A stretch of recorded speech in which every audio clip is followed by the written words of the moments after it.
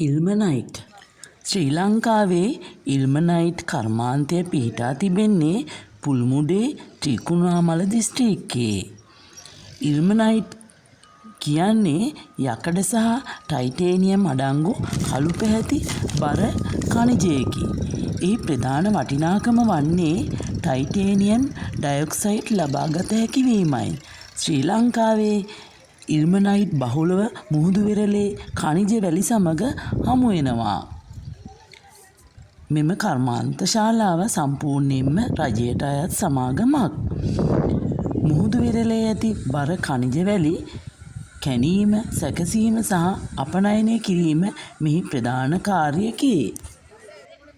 මෙහි ප්‍රධාන නිෂ්පාදනය වන්නේ ඉල්මනයිට්, රූටයිල්, සර්කෝන් සහ හයි ටයිටේනියම් ඉල්මනයිට්ය.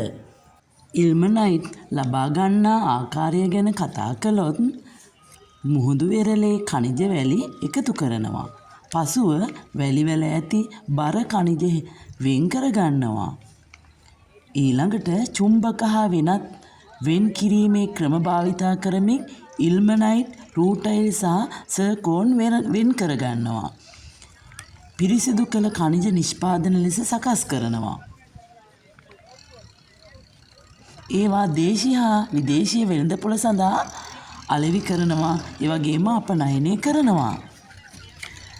මෙම ඉල්මනයිට් ශ්‍රී ලංකාවට ඇති වැදගත්කම තමයි ඉල්මනයිට් ඇතුළු ඛනිජ වැලි ශ්‍රී ලංකාවේ වටිනා ස්වභාවික සම්පතක් වන අතර ඒවා අපනයනය කිරීමෙන් විදේශ විනිමය ලබා ගත හැකිය.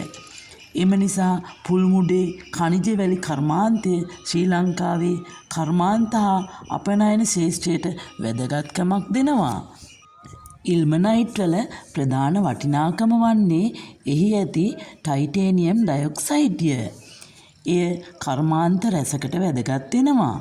තීන්ත සහ ආලේපන, ප්ලාස්ටික්, වානේ කර්මාන්ත සඳහා කඩදාසි, රිදිපිලි කර්මාන්තයට, මුද්‍රණ තීන්ත, වෛද්‍ය ශේෂ්ත්‍රයට ආදී විවිධ කර්මාන්ත සඳහා මේවා භාවිතා වෙනවා. විශේෂයෙන් පුල්මුඩේ ප්‍රදේශයේ ඇති ඉල්මනයිට් නිධිය ශ්‍රී ලංකාවේ වැදගත්ම බර ඛනිජ වැලි සම්පත් වලින් එකකි.